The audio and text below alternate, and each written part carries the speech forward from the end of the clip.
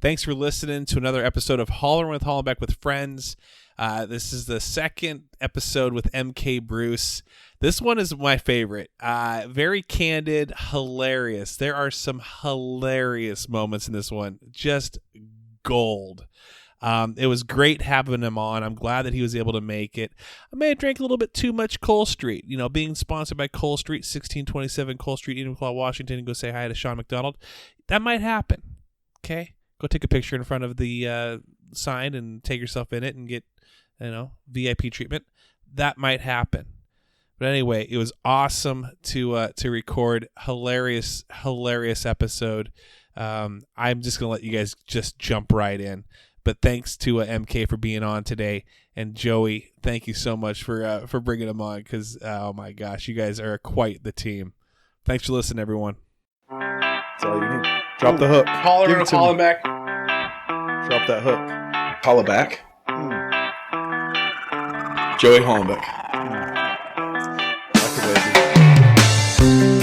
Don't you like the way it just rolls off your tongue? Man, it's good. My name. That's a good intro. That's a good intro.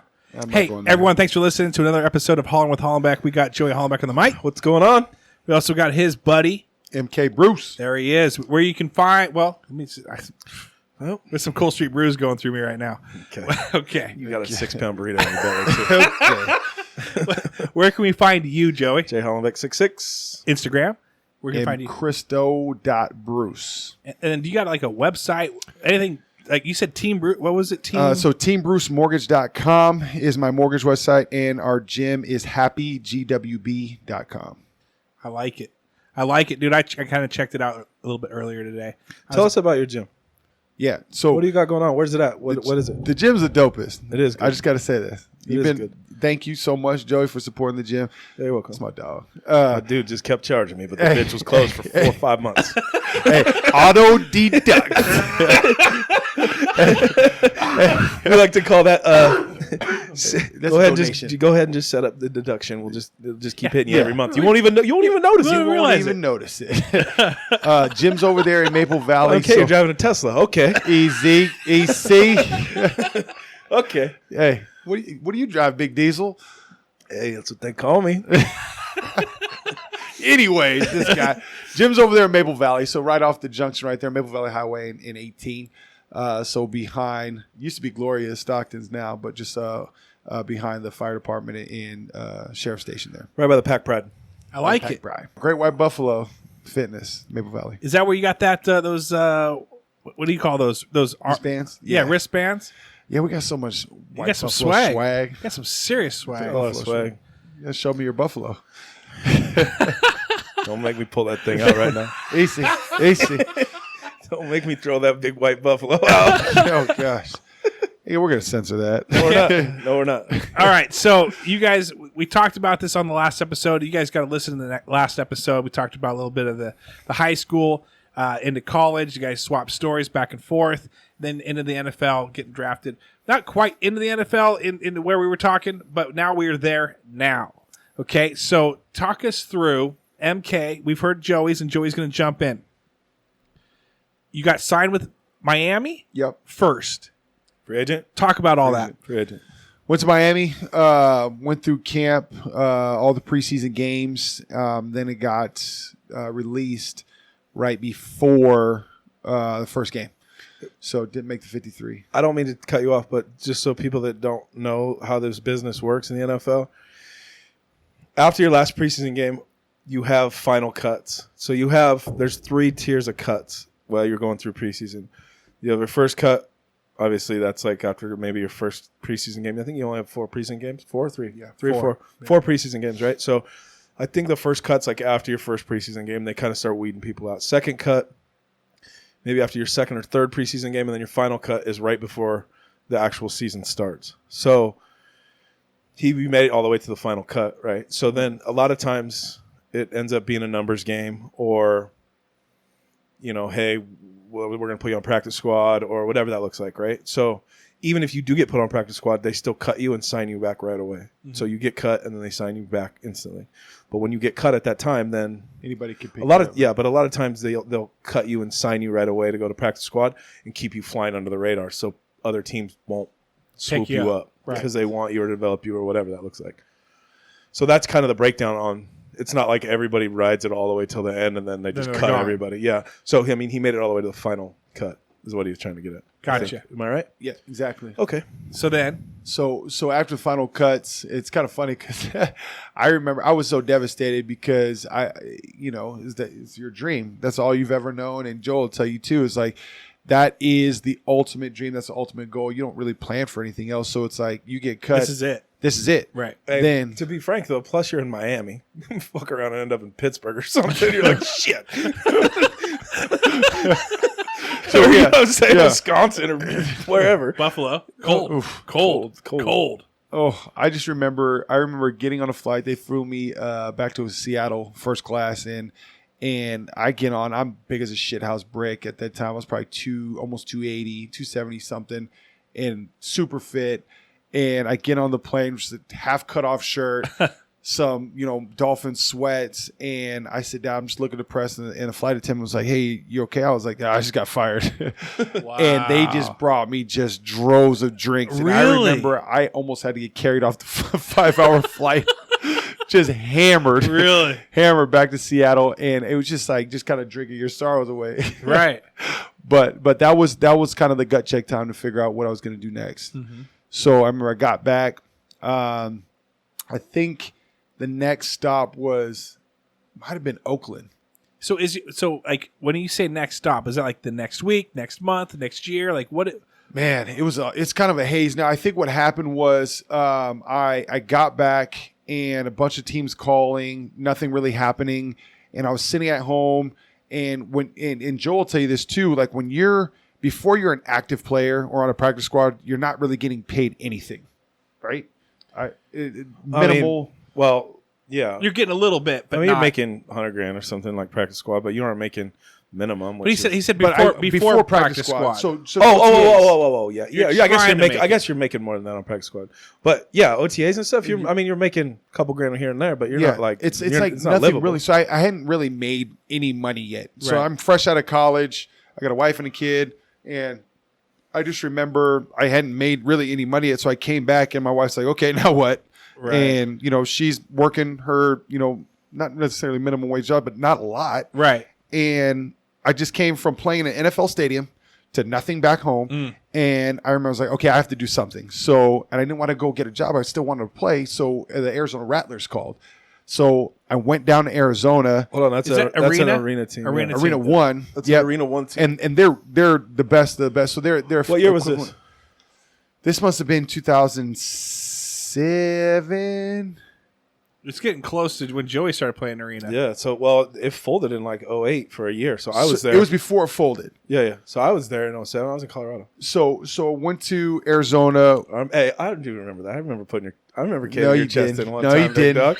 Hey, I remember caving No, your you chest didn't. in. Some pancakes. Okay. bro, You like listen. surf with them bitches? Hey, I bull rush for fun, baby. I knew you looked familiar. Yeah.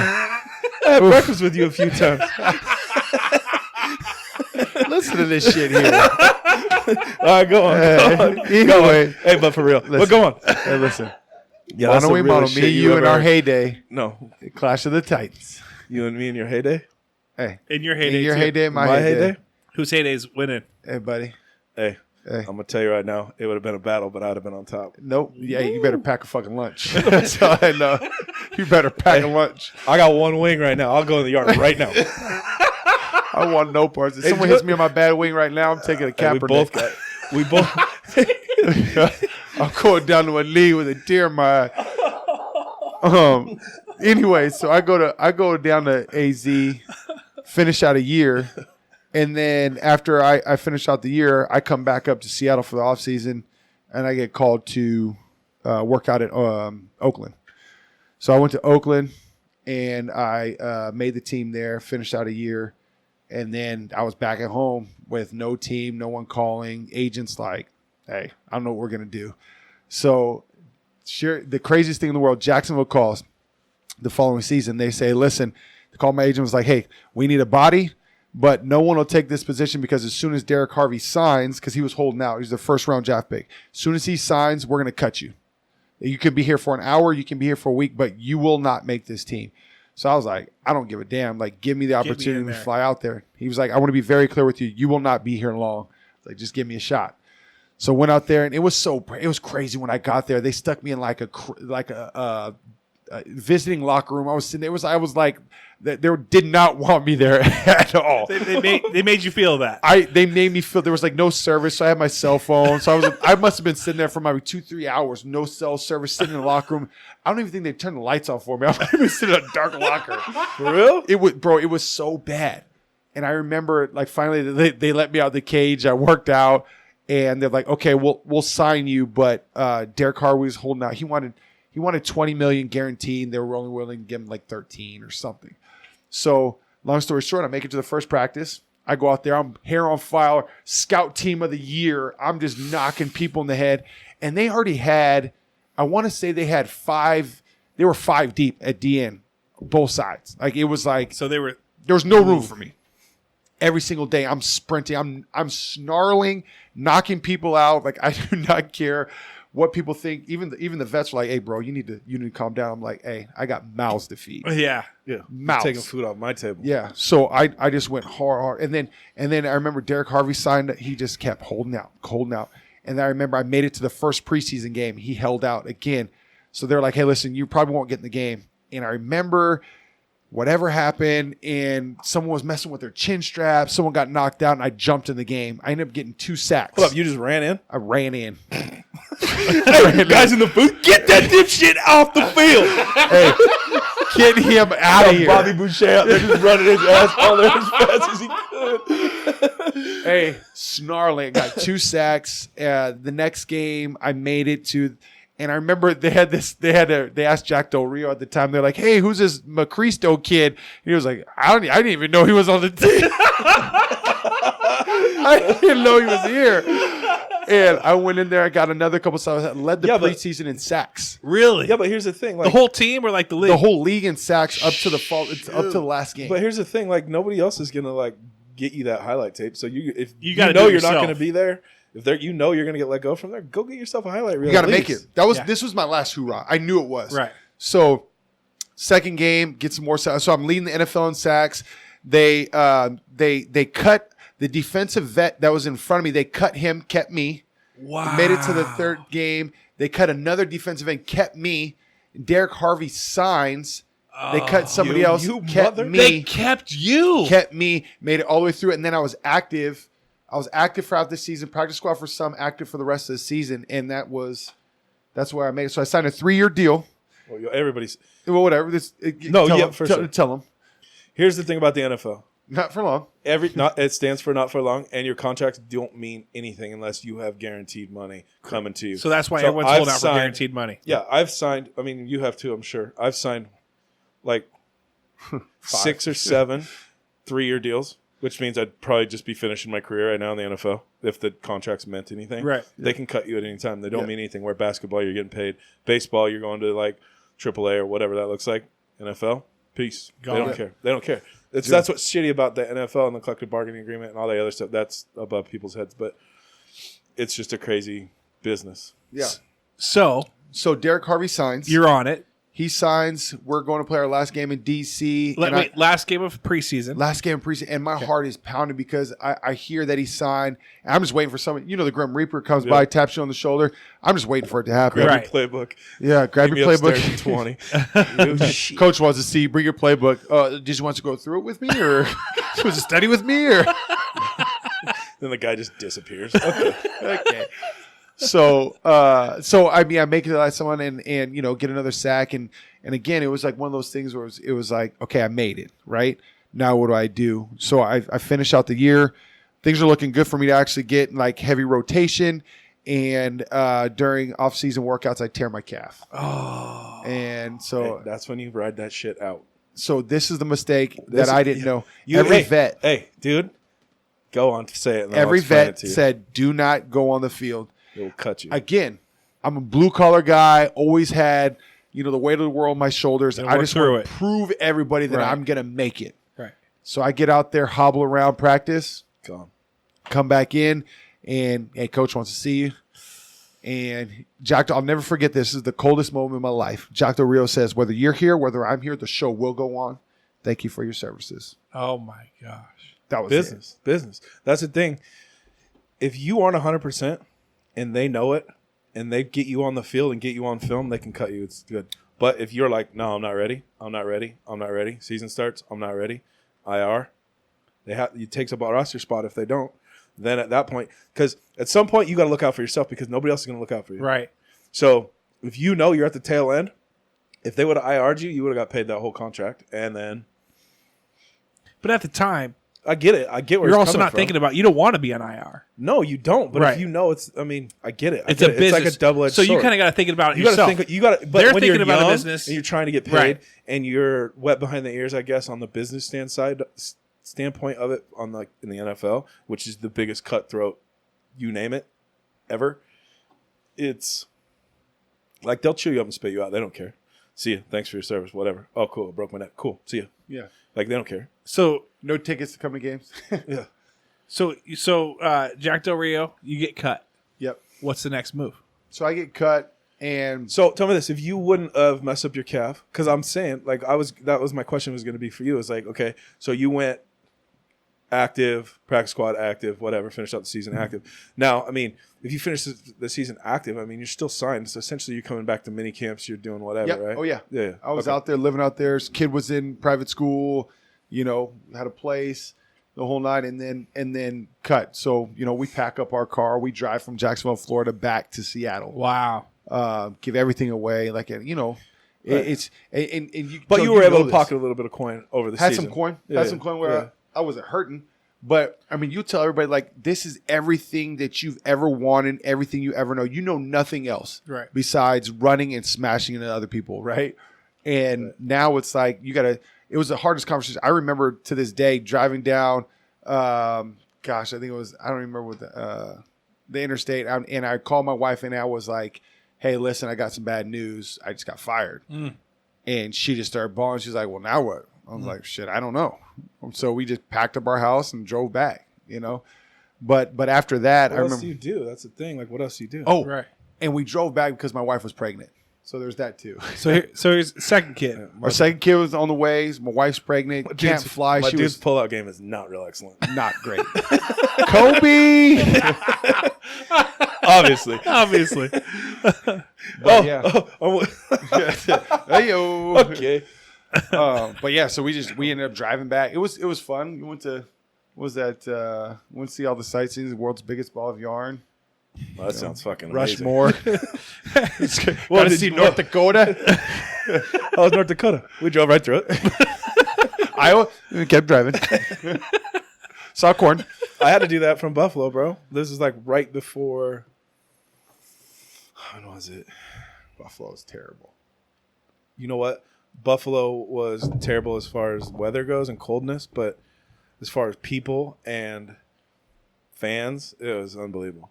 Unbelievable. And I mean, everybody's super tight knit there, so I had a great time there, actually. But when I got released like, I don't remember even what month it was. I got released though, and I was like, okay, and grabbed a little U-Haul trailer, put all my stuff in it, bro, and I'm like, okay, cool. I'm just gonna crash on my floor here, in my living room in my apartment, just whatever, a pillow on the ground, and then I'll wake up early morning and bounce, like 5-6 o'clock, sitting in my apartment with nothing. I'm like, I'm out of here, dude. out. I got in my car. I had like an Expedition at the time.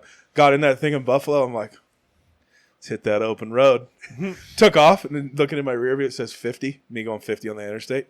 This ain't gonna work. I'm going like 85 with the trailer, like bouncing side to side. I didn't care, bro. I was like, okay. And I was so pissed. But from that drive from there to Seattle had signed me because I worked out for Seattle and Buffalo within like the same week. And Buffalo signed me on the spot. And then 2 years later, Seattle signed me like the next day and said, you're playing center. And I'm like, huh? Never snapped the ball in my life. Okay. Like, we're sending you to Europe. And then I was with Seattle for 3 years. And then crazy. It's business, right? It's crazy. Crazy biz. So then that was Jacksonville. I was in Jacksonville. That was Jacksonville. Was that your last NFL team? That was my last NFL team. Came back, and then they started the UFL that year, United Football League. And But they had like 8 teams or something, like Vegas and Yeah. whatever else. so they started that. It was going to be almost like the AAA to the NFL. Yeah, but here's the deal with it. They were paying everybody on the team made like 100 G's, something like that. Yeah. Put you up, did the whole 9, and then quarterbacks made like, of course, quarterbacks make more, but I don't remember what it was. It wasn't like an insane, like maybe 20 grand more or something. And then no mini camps, no nothing. It was kind of similar to like Arena 1 at the Yeah. time because I was making bank in Arena 1 and like apartment and food and everything. So you were just pocketing everything, and you were there for 5 months, and then you were gone. yeah, You could go run a whole nother company business, whatever you wanted, for 7 months, and then show up again in February. I think arena was $5,000 a week or something like that, and then you didn't pay for anything else. Something weird. Wow. I don't know what it was. It was fun though. It was almost like a fraternity though. It wasn't real life. Like it was like you had an apartment complex of just football players. You had a it pool. was awesome. It was crazy. But we had it different. Like we could get it just depended on like what tier you were, or whatever. I think minimum was like almost 40, and max was like 220 or something. yeah. So if you were anywhere in the middle there for 5 months, and then you could go make another whatever for 7 months, Right. It was great. You're just pocketing. Just pocket and cheese. So UFL, how'd that go? What was that like? So at first. So what happened was I came back and I rehabbed for I don't know how many months, and I wasn't the same. Like I could not run, could not open up. I always felt like my calf was going to explode. So, but I just tried to fake it. So I did a couple workouts. I worked out with the Seahawks, and it was who was there? Mora was there, Yep. and I remember they called and was like, "Hey." Before I went to UFL, they were like, "Hey, we're going to sign you. We just got to release somebody." So my dream has always been to play for the Hawks. Ever since I was little, Kingdom days, and they're like, "Hey, we're going to call you tomorrow. We're going to sign you." Well, they just never called.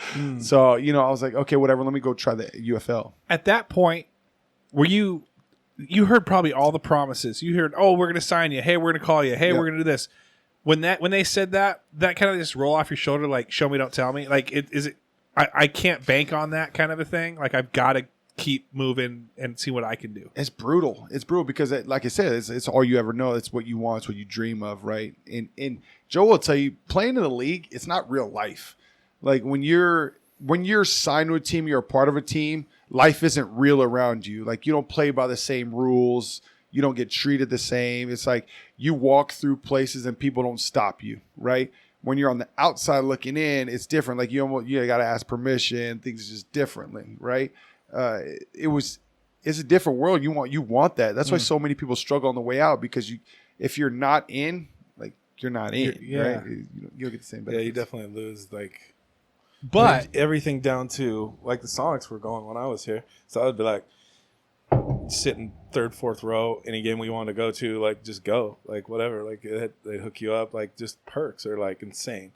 no, one thing though with the perks, Yeah. and like you have the Costco card, you get the perks. You got the Fred Meyer card, but like what Joey loves is the NFLPA card. Now, does that NFLPA card? And he uses this all the time. Bro, you're trying to throw shade on me right now. I'm not. Come I'm on, just we're having a saying- serious conversation. I'm saying, like, do you use the NFLPA card? When I played, I did. Yeah, that's when it was. But when after, it was- I don't how think old were you when the I don't last time think you it's used it? It wasn't. It doesn't. I don't think it carries as much weight as it used to. it used to carry a lot of weight, not anymore. Not anymore. Not like it used to. It used to carry a lot of weight. I'd flash. If I needed to flash it, it was gonna get flashed. Yeah, I remember being in Vegas and there was like a line out to the front door at the casino at like the Palms where the Ghost Bar had just opened. Walked right up to the front of the line, showed that thing, lifted that red velvet. Come on in. Have you done that before? Yeah. Can you tell a story about where you've used it? Nope. Spearmint Rhino. Diamonds. They had tootsies. Come on, bro. No, I Come just on. same scenario. So Vegas. so UFO or UFL UFO UFO. the UFO league Yeah. in Vegas. UFL. Is that who you tried out for? Was Vegas? No, I got signed with I could tell you because Florida Tuskers. You signed Went with them? right back down to Florida. You got that Florida in you, man. Here's the thing. Vegas tried me out too. Did they? The Wikipedia page. Did you know that you got your own Wikipedia page? Yeah, he made the damn thing. Oh my gosh. He made it. I was like, I did not make it. who made it? I don't know. I think Joey did. Oh, I'll make that shit. Did you edit it and put? No, I don't know. Was Waterboy Well, certified Waterboy? I was joking. I didn't make it. No, but I seriously, never looked at it. Have you ever? Did you know that you had one? I did. I don't really look at it though. Well, that's the thing. It's like I was able After to. I built it, I didn't look at it again. I had my daughter build it. Like, honey, put all the good stuff in there. I mean, after I built it, I read it once. I haven't looked at it in years. Are people adding to it? Okay, because yeah, it tells you. In fact, it gets into quite the detail. Okay. So you either had a super fan, or you built it yourself. Can it be both? Am I my own built it fan? myself for sure. It's all right, bro. I promise I did not build it. I'm gonna read this. I I'm gonna promise read I this. did not build it. I'm gonna read this to you. Oh, this you is got a great. stalker out there who do I knows have everything. one? Hey, do I have one? No, you don't. Oh, weird. Oh, Joey, do you have one? Not yet. Tomorrow I will. Just the minute details. Tomorrow I will. Rumor Joey's bicep sizes are in there. Shoe size, undie size. Guy has 22-inch arms. So this is what it says. It says on June 25th. It knows the date. No, that's you, bro. I swear to God. dude. I swear to God. Shit. Okay. Okay. So Hey, you're giggling too hard. I'll flip this table over right now. I'll shut this podcast down. all right, I'm gonna Right read, now. I'm gonna read this. I'm laughing at Joey's reaction. Okay, can I read this? Can You I got read it. this You got expert it. Let's or hear it. excerpt? Okay. Jeez. On June 25th, 2008, Bruce signed with the Jacksonville Jaguars 2 p.m. Okay. because the Jaguars had not yet signed Derek Harvey. So far your story. That was an article. yeah. Okay. Should I cite this? Should this be cited? During a preseason game against Atlanta Falcons, McChristo had 3 sacks. So someone's out there counting these sacks, not you. Okay. this- Somebody else. Probably stats online. Okay, we're good. Proceed. He was promoted to the active roster on December 4th.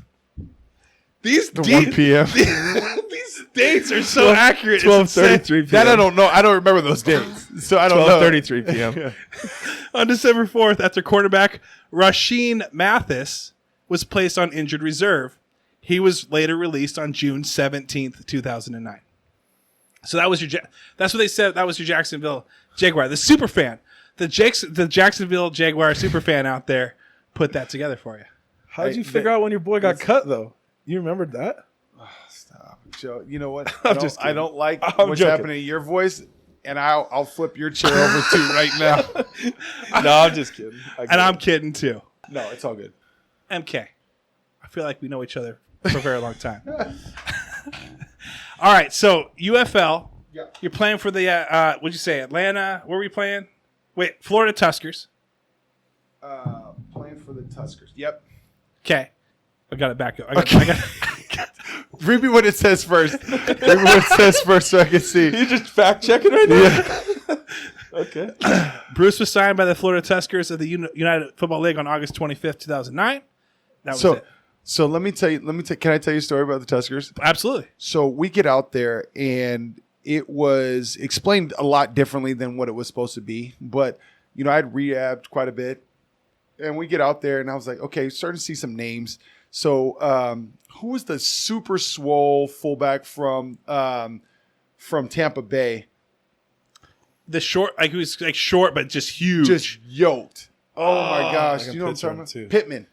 okay. Yeah, Yeah, Pittman. yeah. Pittman was out there, just some big name guys that you saw, and I just remember I was like, okay, so this might be legit. It's not just ragtag, CFL, whatever, right? Right. I shouldn't say CFL. CFL is obviously pretty competitive, but we go out there, and the coach that we had for the D line was he probably played. They said he played 15 years in the league.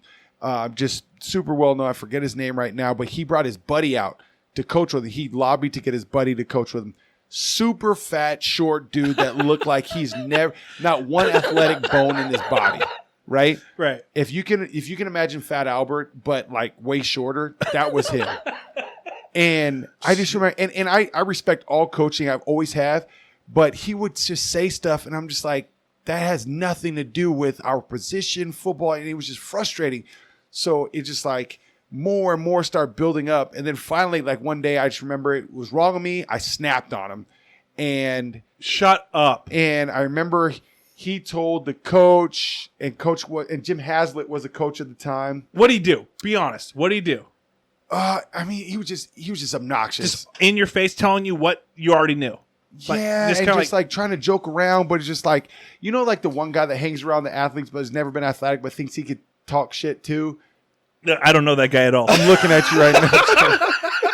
I've never heard of that. One thing like I can relate to MK about like with this is like when you're going through it every day, it's a grind, dude. It's not like all happy-go-lucky like the first day you show up to training camp and like everything's good. Like when you're grinding for 3, 4, 5 Going months through into the this ringer. thing and you're doing it day in and day out, the last thing you want is somebody joking and talking shit about you and making you belittle or like belittling you or doing anything like that.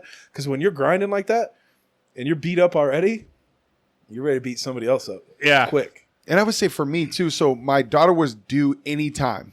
So you already got like the weight of the world on your shoulders right now. My wife, my son, my pregnant wife and my son are in Seattle. I'm in Florida, and I'm fighting for my life at this point for my job.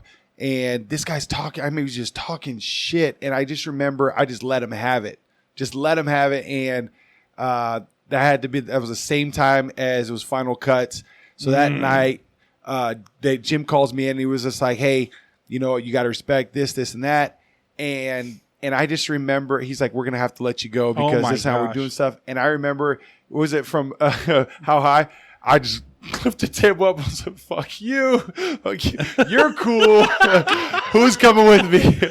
I remember that was like, and I've never been that guy, ever. Never, ever been that guy. And yeah, but I was just over a double-edged sword of the whole thing. Like, you want me to respect you, but you're not showing me respect. And like, we're in a dog-eat-dog world right now as far as what we're doing and like grinding and doing whatever. But like, if I'm laying my nuts out here on the line so you can have a job, you better damn near respect my job too. You know what I'm saying? Like, I'm trying to do the same thing you're trying to do here. We have a common goal, so at least be cool with me. You know what I mean?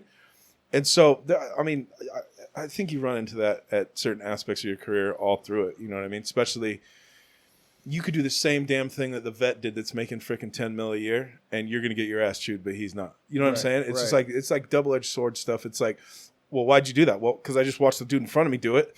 Like, what do you want me to do? And he's like, well, no, you're dipshit. Like, why'd you do this and that? And I'm like, rewind it, bitch. Like, you know what I mean? Rewind the film. Right. And it's just like, you just get to a point where it's like, I mean, I get like the respect side of it, but it's got to be both ways. And for the most part, throughout my career anyways, it was. But, I mean, you can see it. I've seen. So I remember pre-game in Buffalo, O-line coach was riding this defensive tackle, and the dude was big. Made me look like teeny. And the coach was riding him, and had been all week. And this dude was in his stance getting ready to do a drill, and dude was riding him, standing behind him. And this dude stood up out of his stance, turned around, and grabbed this dude by his freaking chest and lifted him off the ground and put him against the wall in the end zone. And was like, you ever talk to me like that again, motherfucker? He's like, it's on, and I don't care about this job. You can fire me right now, but I will break your neck. Wow. The coach just went, okay. But like, dude, was he cut? Was he like? What happened after that? I think he got I mean, I don't think he got cut, but I think there was definitely some talking going on. But like, still, I mean, I get it. So you know everyone's kind of. I feel like that. You get some coin, you get some motivation, and you're looking. You know, you go later on in life, and you might start a business, start a team. Do you learn like how you don't want to be through some of these coaches and how you want to motivate your team and you don't want to motivate the team that you're on right now the way that they were, and you've learned how to like speak to their how to speak to people, get them fired up, get them going? I mean, you're a business owner too, but I know for me, I've been a team captain at almost every team I've been on, you know, up to the league, and it was like one of those things like I want to be the guy that people want to come work for and with. Right? Like I always tell people, like, I want to fill your tank. If you don't have any gas, like I want to fill you up with gas. I want to get you going, get you excited. That's always been me.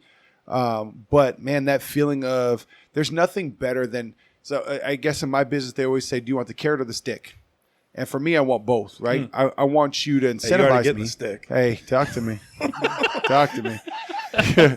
But the analogy is like, what do you want? It's like you want both, right? You want to make sure that you're disciplined, you're regimented, but at the same time, I want incentives. Yeah. I feel that. Like my whole thing is like I'll treat you like I want to be treated, Right. for sure. Right. Like I'll show you respect. I'll do the whole nine. But when it comes game time, like when we're on a job, when we're doing whatever, it's like balls to the wall. Let's do it the best we can, the fastest we can, the most effective way we can. And then I'm going to teach you how to do that. And then after that, you do it. But you half-ass it and do whatever, then, I mean, that's just not. About it. Yeah, we're going to have a conversation because, like, I have a as a business owner, from a business standpoint, like, we have a reputation to hold too, right? The reason why people use us is because we are the best at what we do. We do separate ourselves from other companies that have 10 times the amount of trucks as us, or like whatever that looks like. You know, You've raised the standard. absolutely. So then when you have to reprimand somebody or you got to fire someone up, not fire someone, but fire someone up, and you kind of get them to be the best, get their potential. I'm the easiest going guy in the world with my guys, honestly. I am. And But what if they F up? What if what if they F up big? Like, what are you doing? I mean, I'll give you enough rope to like Hang yourself. But to be real, I mean, I'm not gonna. I mean, everybody makes mistakes, dude. I am the first person to, like that, especially in like what we do and like so many working parts and different things. But I mean, if we're talking about the same thing, or you're lazy, or you're whatever, that just doesn't fly with me. Like, let's go. What about you? Too is I think for me is I've made every mistake under the sun. I feel like. And everything's about grace. So, if you're giving me grace and letting me mess up and learn from my mistakes, it's one thing if you learn from your mistakes and don't do it again. Keep going with it. But and I'm all for that. So like my team is so dialed. Like they're amazing. They kill it every single day. That's why we're number one. But if we're making the same mistakes day in and day out, then it's like, okay, we're gonna have a different conversation. But when like I a person on my team makes a mistake, they come to me like, man, I messed up so bad. I'm so sorry. Okay, what'd you learn from it? How do we make sure this doesn't happen again? Right. That's been the biggest thing. I think that's why we've been successful. So do you ever have that coach that you hated in the back of your mind? Because whether you like work, and I'm telling you, like, if people that are listening right now, you had your job when you were 16. You had a job when you were 18, 20, 24, 25. As you go up, you have all these voices of managers and bosses and owners and maybe even coaches in the back of your head. And do you ever have that coach that, or maybe owner or manager that kind of creeps up in the back of your head when you're about to make a decision, where you're about to react to something, maybe when you're about to react in a way that you're ready to fly off the handle, and you're like, oh, what route should I go? Should I go with this route, or this route? My biggest thing is I just don't like, and I've had coaches do it to me, and it's like, it's horrible feeling, like, to be belittled, right? Like, you're trying to do your best here, right? Like, maybe you didn't coach me good enough on this, or like explain it better to me so I can do it right, or however that looks like. But to belittle somebody, like, that to me is like the worst. So like I do everything I can not to ever do that to any of my employees or anybody. You know what I mean? Because that's like that. Like I'm sure you've seen it, you've had it, and especially in like our realm of like the football world of it. You get coaches out there that are old school. You get coaches out there that are new school. You get coaches out there that are like your boy. You get coaches out there that won't talk to you at all unless it comes time for game time or you're out on the practice field with them. Like you can't, you know what I mean? So like you have all walks of life and people from every place, right? And especially in the football world. So you get like all the different personalities and you get just like life, I guess, in general. But I just think showing people respect is the best way to do it. I like that. And I remember my high school coach, always said, do better, right? And it's one of those things that it sticks in my mind is like, he always said, you're better than that. Like when I did something wrong, and I know it's wrong, it's like, you're better than that. Right. So that always sticks in my head too. So, when you're making decisions, be like, oh man, I'm better than that. I don't need to do that. When you take a shortcut or something like that, I'm like, damn, I'm better than that. Does that shortcut ever like bite you in the ass? Have you ever had a shortcut bite you in the ass? 90% of them do, don't they? You can't take the shortcuts, bro. Yeah. You got to grind. Just do it right the first time. Yeah. So, before we get into other stuff, because I want to get into your mortgage stuff, I want to talk mortgages. Yeah. But is there anything to round out your career after the Florida or after was it the Tuskers? Yeah. Was there anything else after that? I did a little bit more arena, but my calf was never the same. So I hung them up. Was it hard? It was hard. It was really, really hard. It was probably like one of the hardest things in my life. But the only reason why I made it through was my wife, though. She kind of scraped me off the ground and was like, "Hey, you're better than you're more than just football, right?" Right. Look at my beautiful kids. She's like, look what we have. And I've hit rock bottom more times than most. Really? And literally just climbed out just relentlessly. So What was the transition to figure out your own identity outside of football? I'm a workaholic, whether it's football or whatever. I just want to be the best, like we were talking about before, at anything. So, I got into plumbing, got into the car business. I was selling cars for 6 months. And so after I got done playing football, the last car we bought, the sales manager called me every single month while I was playing, was like, as soon as you're done playing football, I want you to sell cars. I was like, bro, I'm not selling cars. Yeah, he's just in your ear. Not doing it. And then after I got done playing, I'm like just kind of just wallowing at home. He called me. He's like, you want to sell cars? I was like, all right, I'll do it. So I came down, sold cars for 6 months, then ended up in finance for a few months, then ended up as a sales manager. And one of my boy, Matt Goldstein, actually taught me almost everything about the car business, and ended up being a sales manager, general sales manager, and just kind of killed in the car business. And you kind of built your fan, or not your fan base, so to speak, but more of like your friend base, your family base. Network base. There you go. Yeah. And so they're buying cars from you. Uh-huh. Where did you transition from that into mortgages? Man, the craziest thing is this guy, my boy Michael Forneret, came down, and I was managing Brotherton Cadillac at the time, and we were killing it. We had, anywhere from 10 to 15 salespeople. We were number one in the state. We're just getting after it. And, I was comfortable there, and I had a great reputation. And he came in, he was trying to buy an Escalade, and with one of my sales guys, and I came out, my sales guys was struggling a little bit. So I was like, start talking, and we hit it off. And he was like, I do mortgages. We started talking. I was like, okay. And I was like, let me go run some numbers. So I went in, pulled credit, looked at his income.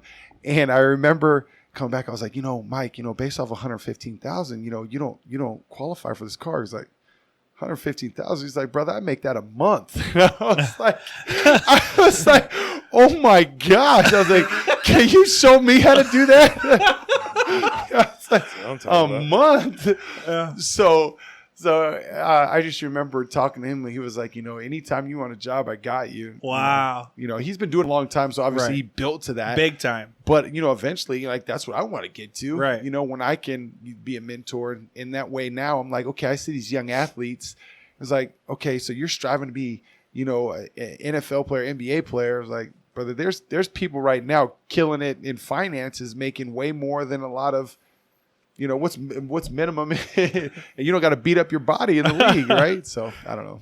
So Yeah, but real quick, if somebody would have told you that when you were chasing your dream, would you have said, I, yeah, you're I right? get that part. Right. I get that because you're part. thinking that's just a naysayer. I'm going to make it. I'm going to make it. But I'm another gonna thing make in high school, what's the percentage of high schoolers that make it to college? What's the percentage of college guys that make it to You league? sent it to me before. I can look it up. It's half a percent of all the people that are playing high right. school It's like, ball. come on. I got you. I can I mean, it's say a that. stupid stat. It's insane. I remember reading that stat, and I thought I could make basketball. You could see me now. It ain't happening. Well, me and Joe got hit by lightning 3 times to be able to make it to league, right? Yeah. So Which is good. yeah, Which is good. Now, you're a mortgage guy. I used to be a mortgage guy. I was a mortgage broker right before when the whole thing fell Okay. out. Yeah. Okay. So Tell him what your idea was. 'cause Here's my idea. He's going to steal it. I guarantee it. I'll let you steal it. You can maybe give me a free calendar or something like that. Okay. okay, all right. Okay. This is good. You stretched out, laying in front of a fireplace, nude, Okay, on like a bearskin rug. Zoom camera. You've got real zoom. you got your laptop open, something like that, covering a little bit, Yeah, and it says, "Get alone with me." okay, Play on words. I got you. Get alone. Gotcha. With That's me. a hard no. Okay, no, that's a hard no. Hey, And- okay. And, and every month, flip that calendar. Oof. The theme keeps moving. Mm. You February, Valentine's Day, Mm. big candy heart right in Big front. handy. Big handy. Okay. Oh my Yeah, gosh. big handy, huh? Big handy Get that cart. beer out of his hand now. Stat. Oh, he's trying to get in that calendar, bro. Yeah. Who else is handy going to use? There's a The number one female loan officer's name, her name was Lizzie. She had leave Lizzie alone. Loan. I like Play on that. words. I liked it. I like that too. But anyway, yeah, I'm not in it anymore. Also, No shit. Yeah, Hey, listen. Hey, no I shit. wonder why.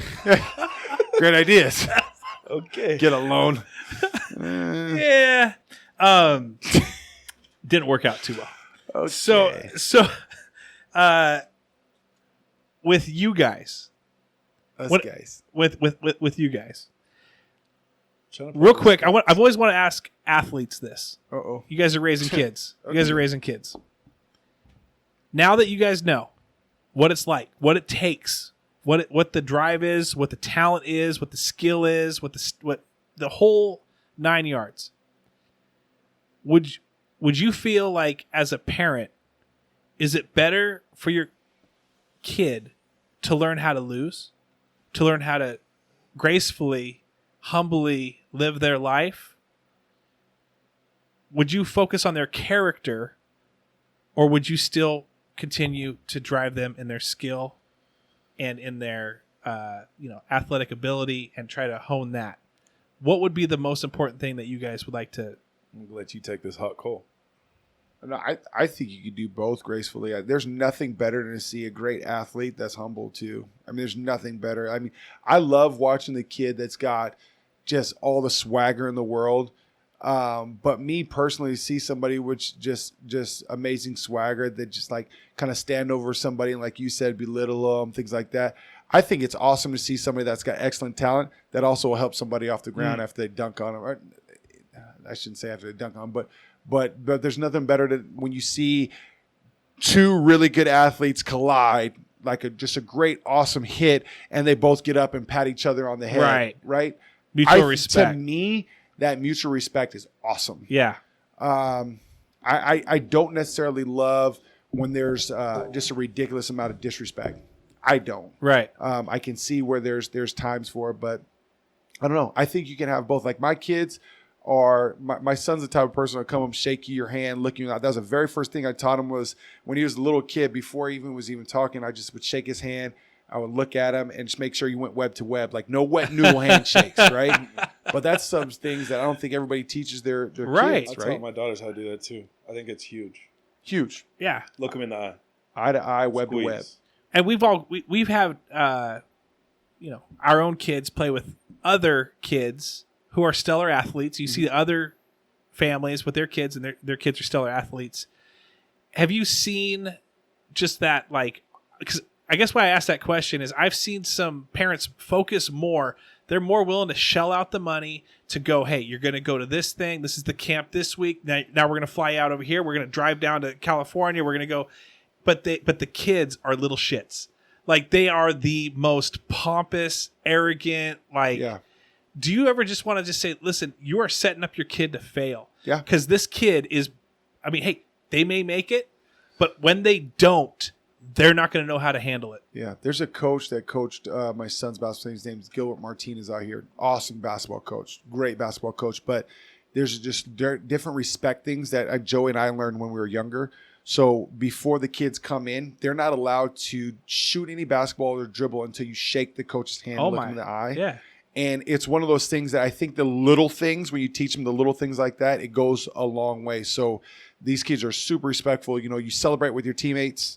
You don't need to, not necessarily root against or celebrate at the other team. Right. Celebrate with your teammates. Shake hands.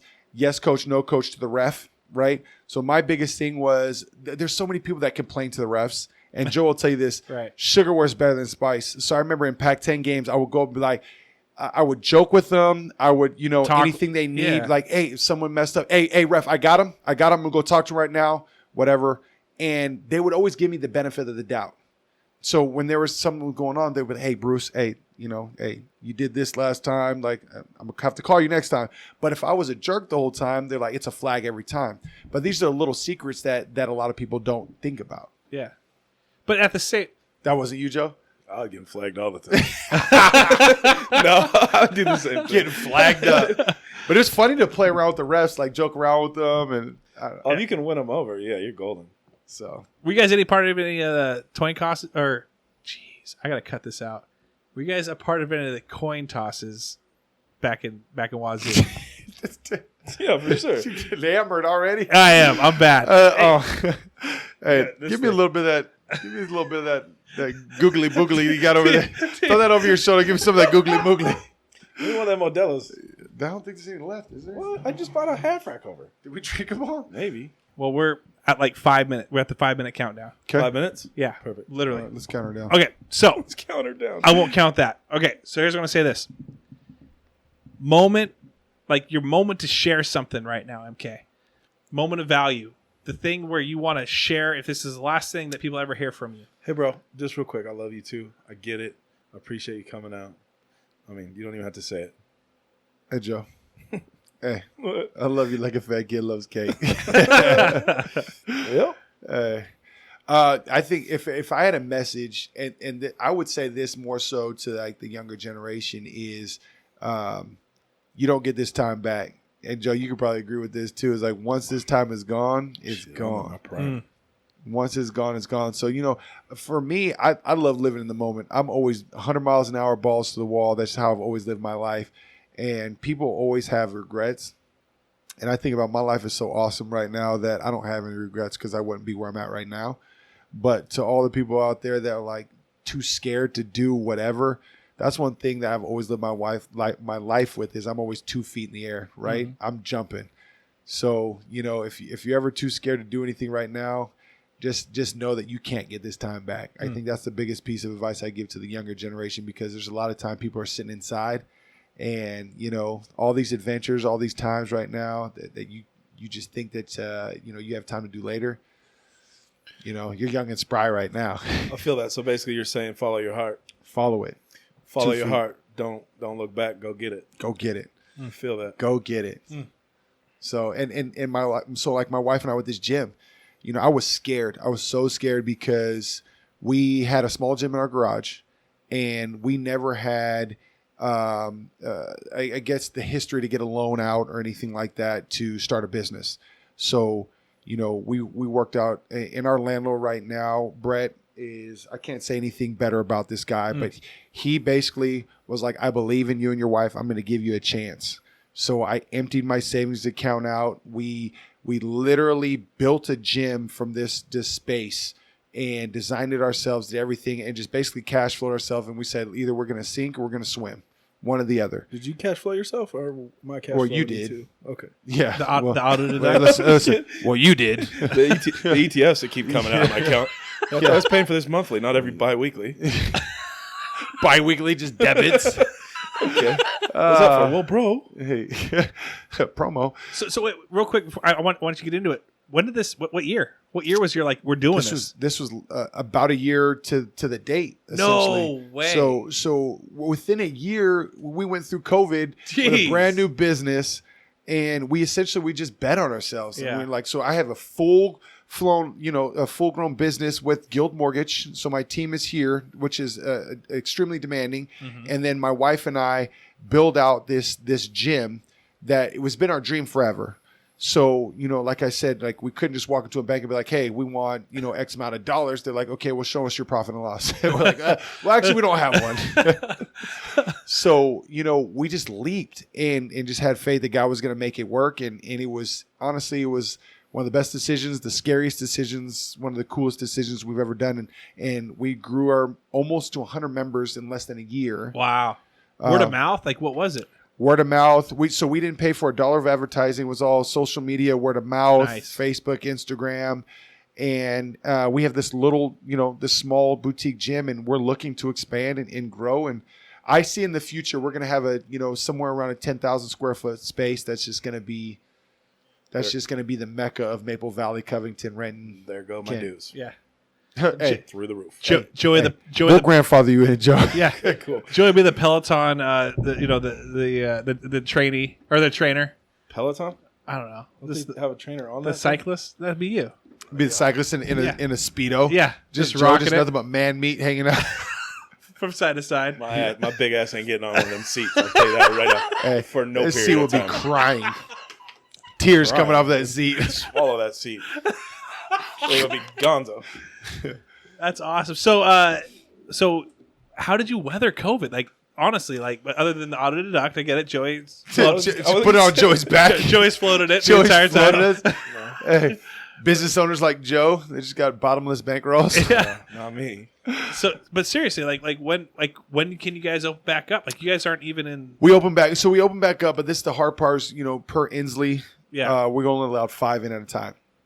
Oh, so you guys are rolling. 5 at a time, so we had to add classes. So more coach classes, just more hours there. But it's like we want to make sure we reward the members that stuck with us. So we're just trying to get more classes in. You should come and work out with us, bro. What time? What time in the morning? 5. We go at 5. Ah, dang! I work at 6:30 here. So Oh, that's cool. It's only 20 minutes away, and you'll be back in I'll time. be driving. Probably the workout's probably like an hour at least. So Yeah, so you Yeah, can so leave 5 10 to minutes 6. early. we'll see. 5 to 6, and then you'd be home by 6:30. What's this workout? What does the workout look like? So we do strength training, and then we'll do a conditioning piece at the time at the end. You guys play Eye of the Tiger? Do you guys play? We do not. What do you guys play? We do old school hip hop in the At morning. 5 a.m.? Keep it rolling. 5 a.m. we do some gangster shit. Really? Yeah, because it's just like the crew. Mix in Shakira. That's for me. The hips. Hips don't. hey, that dude's hips lie. They lie. You wouldn't think I could move them like I do, but I do. I bet it. I bet it. What do you compare your hips to? What? 14-year-old Lab. 14-year-old lab. German Shepherd. Oh, okay. He just cries every time he gets up. Poor guy. It's like, okay. So you guys work out outside? Like, do you guys have like the garage door? Like, are you guys, or is it just like Imagine 5 at a time? So a warehouse. We're inside with 5 at a Dang. time. So no we just gotta outside. tape off sections. Jeez. Yeah. Yeah. But you got some loyal diehards out there. Just loyal members that just want to see a local good business thrive. Good. That's what I like. Good. Any shout outs? Not with that, but I mean, like, you can. Any shout outs that you want to throw out there concerning your career with shoot, I said that so weird. I cut you off.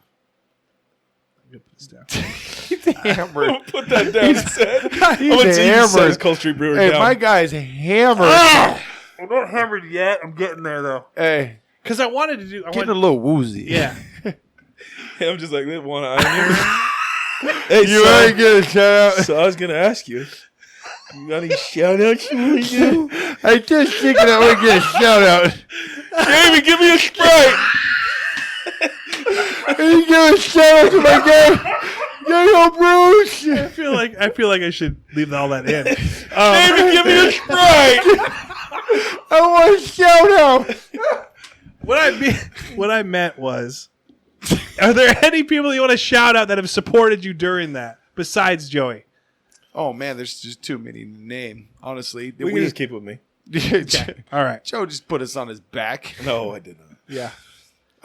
And honestly, so I'll just say shout out to the tribe, just Great White Buffalo tribe that stuck with us. Honestly, they kept us afloat, and I thought that was awesome to have a brand new business that's less than a year old and have people say, you know what, 3-4 months that you're not open, I'm still going to pay my dues. I thought that was top notch. So what's the Great White Buffalo tribe? Like, where'd that name come from? Like, what is that? So Native American culture, the Great White Buffalo is actually one of the most sacred creatures around. So it represents manifestation, hope, and good things to come. So we just thought it was the dopest thing. We were sitting around thinking of a name, and I was thinking of like something that was like powerful, like, you think of like one word names like Woodstock or you know something like that. And I was like Great White Buffalo. I just kept whispering, Great White Buffalo. My wife was like, "What are you saying?" Said Woodstock? Great White Buffalo. I was just thinking of like names that were like powerful, but Go to you MK's recognize gym, them. blaze a joint every morning. Listen to Damn Janis it. Joplin for an hour and bounce. Damn it! Oh, it's Burning Man, Great Woodstock, I do like that you were wrestling between Great White Buffalo and Woodstock. Burning Like, Man. oh, yeah, Burning. So it was it was awesome. It was great. If you ever look up the Native American Great White Buffalo, it's a cool story. Is that where it came from? Yeah, just so part of it too. Have you ever watched Hot Tub Time Machine? You ever seen Yes. it? So yes. the one that got away. Great Buffalo. So, but I yeah, haven't seen that one. How big? You haven't seen that one? It's a Hot good one. Tub Time It's a Machine? good one. They actually came out with the second one too. I haven't seen the second that's one. what I don't think. I can't believe you didn't pick up what I was putting down there. I was like, man, Joey's not laughing about it. I Yeah. don't think I've seen it. Yeah. It sounds real good though. So how big is this tribe? Like 10, 15, 20, 30, 40? I mean, how many people are part of this, the crew or the tribe? So we're at 90 at one point. Wow. Before COVID. Yeah. Now that I think we're down to about 60s. Yeah. Yeah. So you want half? Half ski ish. It's pretty much what everybody's business is doing right now, right? I'd say a third, but yeah. Yeah, I don't think that math was great, Yeah, it's but okay. Yeah. Thanks for listening. he was like half. I was like, yeah, I'm gonna go with that. well. All right. Well, MK, thanks for being on. I know we're getting to that point. We're getting to the point. We gotta cut some shit out though. Shit. Mostly your shit. Mostly my Hey, stuff. we lost you a couple times. Hey, listen, man down. He's like Lieutenant talking. Dan. He's like talking. He's like, where am I? Ice cream, Lieutenant Dan. Where am I? Hey, it's that Cole Street beer that just keeps flowing. Keeps flowing. Hey, I'll wrap this up. Yeah, okay, wait, I listen, appreciate you coming on, my brother. Shut up. Listen. Well, You're you not got- throwing me any freaking. My dude's got one eye fish and the other one digging for worms. For right now. worms right now. I'm happy I get to edit this one. All right, everyone. Thanks for listening. Check out MK on Instagram and then Team Bruce. What's the website again? TeamBruceMortgage.com and then HappyGWB.com. Our gym is over in Maple Valley. I like it. And then Joy, where can we find you? Again, Anywhere. anywhere, anything. Google Hey, me. What was your? I did want. I Hey, wanted. Wikipedia me. I wanted. You'll got Wikipedia. Hey, you'll have one up tonight. I'm working on that shit on the drive home. Just speaking to my phone. on May to talk 4th, 9 a.m. Wow, I got a super fan out there.